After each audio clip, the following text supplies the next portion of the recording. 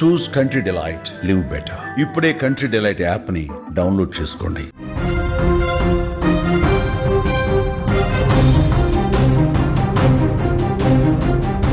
మళ్ళీ తెలంగాణకు భారీ వర్ష సూచన.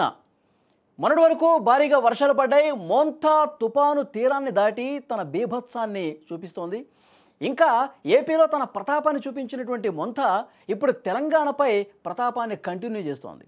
తెలంగాణలో మోంతా తుపాను ఎఫెక్ట్ వల్ల రాష్ట్రం మొత్తం కూడా అల్లకల్లోలంగా మారింది. రైతులు, లోతట్టు ప్రాంతాల వాళ్ళు భారీగా నష్టపోయారు. వాగులు, వంకలు దాటే మార్గంలో చాలామంది మరణించారు. అంతేకాకుండా భారీగా పంట నష్టం కూడా జరగడంతో రైతులు కన్నీరు పెట్టుకుంటున్నారు. ఇదిలా ఉంటే మళ్ళీ బంగాళాఖాతంలో మరొక అల్పపీడనం ఏర్పడుతుందని వాతావరణ శాఖ హెచ్చరిక జారీ చేయడంతో అధికారులు మళ్ళీ అప్రమత్తమవుతున్నారు. ఈ ప్రభావంతో ఇవాళ రేపు తేలికపాటిగా వర్షాలు కురుస్తాయి. నవంబర్ నెల మొదటి వారంలో మళ్ళీ తెలుగు రాష్ట్రాలలో భారీగా వర్షాలు పడే అవకాశం ఉందని వాతావరణ శాఖ హెచ్చరిక జారీ చేయడంతో ప్రజలు భయపడుతున్న పరిస్థితి. తెలంగాణ రాష్ట్రంలో నవంబర్ 4న బంగాళాఖాతంలో అల్పపీడనం ప్రభావంతో వర్షాలు కురిసే అవకాశం ఉంది. అయితే ఈ అల్పపీడన ప్రభావంతో అతి భారీ వర్షాలు కూడా కొన్ని జిల్లాల్లో కురిసే అవకాశం ఉందని వాతావరణ శాఖ హెచ్చరిస్తున్నటువంటి పరిస్థితి ఉంది. మోంతా ప్రభావంతో ఇప్పటికే అతలాకుతలం అయిపోయినాయి. 2 తెలుగు రాష్ట్రాలు కూడా అతలాకుతలం అయిపోయినాయి. చాలా చోట్ల కూడా భారీ వర్షాలు కురిసి పంట నష్టం జరిగి ప్రజలు ప్రాణాలు కోల్పోయి చాలా అంటే చాలా ఇబ్బందికర పరిస్థితులు కనిపించాయి. లోతట్టు ప్రాంతాలు పూర్తిగా మునిగిపోయినటువంటి పరిస్థితి.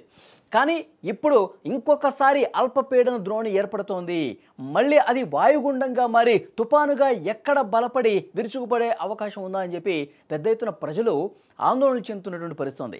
వాతావరణ శాఖ చాలా స్పష్టంగా చెప్తుంది, నవంబర్ 4 తర్వాత మళ్ళీ ఈ అల్పపీడన ద్రోణి వాయుగుండంగా మారే అవకాశాలు ఎక్కువ కనిపిస్తున్నాయని చెప్పి సమాచారం వస్తుంది. ఇప్పటికే మనం చూస్తున్నాం, గత వారం రోజులుగా వర్షాలు ఏకబిగిన కురిశాయి. అక్కడ కాకినాడ దగ్గర తుపాను తీరం దాటుతున్నటువంటి సమయంలో ఎలాంటి బీభత్సమైనటువంటి వర్షాలు పడ్డాయి, ఎలాంటి పెనుగాలులు వీచాయి.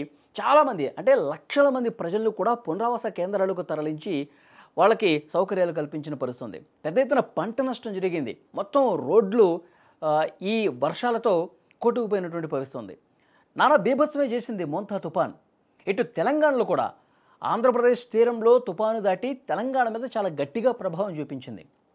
వరంగల్, నల్గొండ, మహబూబాద్, ఖమ్మం ఈ ప్రాంతాలు మొత్తం కూడా ఎఫెక్ట్ అయినటువంటి పరిస్థితి. పెద్ద ఎత్తున లక్షల ఎకరాల్లో పంట నష్టం జరిగిన పరిస్థితి. లోతట్టు ప్రాంతాలు పూర్తిగా కాలనీలు జలమయమైపోయి ఇళ్లలోకి వాటర్ ఇచ్చిన పరిస్థితి. సో డెఫినెట్గా మళ్ళీ వర్ష సూచన వాతావరణ శాఖ చేయడంతో ఈ తుపాను గండం మళ్ళీ ఏమైనా పొంచుకొస్తుందా అని చెప్పి ప్రజలంతా కూడా భయపడుతున్న పరిస్థితి. ఇప్పుడు ఆ వరద ప్రవాహిత ప్రాంతాల్లో అధికారులు పర్యటిస్తూ ఉన్నారు. అధికారులు ఎంత నష్టం వస్తుందో అంచనా వేస్తున్నారు. తెలంగాణలో అయితే పంట నష్టం తీవ్రంగా జరిగింది. నిన్న తుమ్మల నాగేశ్వరరావు గారు కూడా చాలా స్పష్టంగా చెప్పారు, 4.5 లక్షల ఎకరాలకు పైగా పంట నష్టం జరిగింది.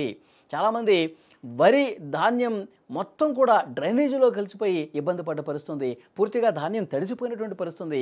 ఇంకా మాకు జీవితం చాలా కష్టంగా మారుతుంది, మమ్మల్ని ఆదుకోండి అని చెప్పి అధికారులు కాళ్ళు పట్టుకున్నటువంటి పరిస్థితులు ఆ వీడియోలు కూడా మనం చూసాం. ఇంకా ఇప్పుడిప్పుడే కుదురుకుంటా ఉన్నారు.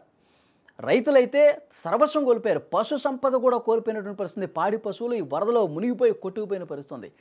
16 మంది ఈ వాగుల్లో కొట్టుకుపోయి చనిపోయిన పరిస్థితి. చాలా కుటుంబాల్లో ఈ మోంతా తుపాను ప్రభావం అనేది ఆ కుటుంబాలను పూర్తిగా నాశనం చేసినటువంటి పరిస్థితి. సో డెఫినెట్గా వర్షాలంటేనే భయపడే పరిస్థితి ఉంది. వాతావరణ శాఖ మరొక హెచ్చరిక జారీ చేసింది. 4 తర్వాత మళ్ళీ వర్షాలు పడే అవకాశం ఉంది. తెలంగాణలో చాలా జిల్లాల్లో భారీ వర్ష సూచన ఉంది. ఇది వస్తున్నటువంటి సమాచారం. సో డెఫినెట్గా ఇటు ఆంధ్రప్రదేశ్ ప్రభుత్వం, తెలంగాణ ప్రభుత్వం నష్టపరిహారం అందించడంలో భాగంగా అధికారులను క్షేత్రస్థాయిలో పర్యటనలకు పంపిస్తూ ఉన్నారు. నిన్న వరంగల్లో కావచ్చు, హైదరాబాద్లో కావచ్చు, చాలా చోట్ల కూడా ముఖ్యమంత్రి రేవంత్ రెడ్డి గారు, మంత్రులు అందరూ కూడా ఆ ప్రాంతాల్లో పర్యటించి ప్రజలకు భరోసా ఇచ్చే ప్రయత్నం చేస్తున్నారు. తడిసినటువంటి ప్రతి ధాన్యపు గింజను కూడా ప్రభుత్వమే కొంటుందని చెప్పి భరోసా ఇచ్చిన పరిస్థితుంది. పత్తి కావచ్చు, మొక్కజొన్న కావచ్చు, వరి ఈ రైతులందరినీ కూడా డెఫినెట్గా ప్రభుత్వం ఆదుకుంటుంది. ఎకరాకు 10,000 రూపాయలు ఇచ్చి ఆదుకుంటుందని చెప్పి కొంతలో కొంత ఉపశమనం కలిగించే పరిస్థితుంది. కానీ మూలిగే నక్క మీద తాటిపండు పడే విధంగా ఇంకొకసారి భారీ వర్షాలు ఉన్నాయని చెప్పి వాతావరణ శాఖ హెచ్చరిక జారీ చేయడంతో ఇంకా మేము అసలు ఇక్కడ ఉండాలా ఉండొద్దా, మా ఇళ్లన్నీ కూడా వదిలేసుకుని పోవాలా, ఇలాంటి పరిస్థితులు ఎందుకు వస్తున్నాయని చెప్పి వాళ్ళు కొంత ఆవేదనతో రైతులు ప్రజలు మాట్లాడుతున్న పరిస్థితుంది. ఆ రోజు మనం వరంగల్లో కూడా చూసాం, హన్మకొండలో చూసాం, మొత్తం ఎక్కడికక్కడ పెద్ద ఎత్తున జలదిగ్బంధంలో పట్టణాలన్నీ కూడా ఉన్నటువంటి సిచ్యువేషన్ ఉంది. అటు ఆంధ్రప్రదేశ్లో కూడా తీర ప్రాంత జిల్లాలు ప్రకాశం కావచ్చు, బాపట్ల కావచ్చు, ఎన్టీఆర్ జిల్లా కావచ్చు, కాకినాడ, కోనసీమ ఇవన్నీ కూడా బాగా ఎఫెక్టెడ్. అటు విశాఖలో అయితే పెద్ద పెద్ద భారీ వృక్షాలు కూడా కూలిపోయి పడిపోయినటువంటి పరిస్థితి. తడిచిపోయినటువంటి గోడలు వాటర్కి నాని ఆ గోడ కూలిపోయి కొంతమంది చనిపోయినటువంటి పరిస్థితి. సో డెఫినెట్గా వాతావరణ శాఖ ఇస్తున్నటువంటి హెచ్చరిక మళ్ళీ ప్రజల్లో భయాందోళన రేకెత్తిస్తున్న పరిస్థితి. ఈ మోంతా లాంటి తుఫాను ఇంకొకటి వస్తే ఇంకా చాలా అంటే చాలా కష్టమైపోతుంది, నరకం అనుభవించే పరిస్థితి వస్తుంది. మళ్ళీ ఇంకొక తుఫాను ఇప్పట్లో రావద్దని చెప్పి వేడుకున్న పరిస్థితి. కానీ వాతావరణ శాఖ అధికారులు మళ్ళీ స్పష్టంగా చెప్తున్నారు, ఆగ్నేయ బంగాళాఖాతంలో మరొక ద్రోణి ఏర్పడే అవకాశం ఉంది. ఆ ద్రోణి బలపడి వాయుగుండంగా మారే సూచన ఎక్కువగా కనిపిస్తుంది. అది దిశను మార్చుకోకుండా ఇదే విధంగా వస్తే గుంటూరు దగ్గర తీరం దాటే పరిస్థితి ఉంది. అలాంటి సిచ్యువేషన్ వస్తే మళ్ళీ ఇటు తెలంగాణ కావచ్చు, ఆంధ్రప్రదేశ్లో కావచ్చు, చాలా జిల్లాల్లో భారీ వర్షాలు కురిసే అవకాశం ఉంది. ప్రజలు అప్రమత్తంగా ఉండాలి. అందుకే ప్రభుత్వానికి కూడా అప్రమత్తంగా ఉండాలని చెప్పి ఒక సూచన, ఒక హెచ్చరిక వాతావరణ శాఖ చేసినటువంటి పరిస్థితి ఉంది.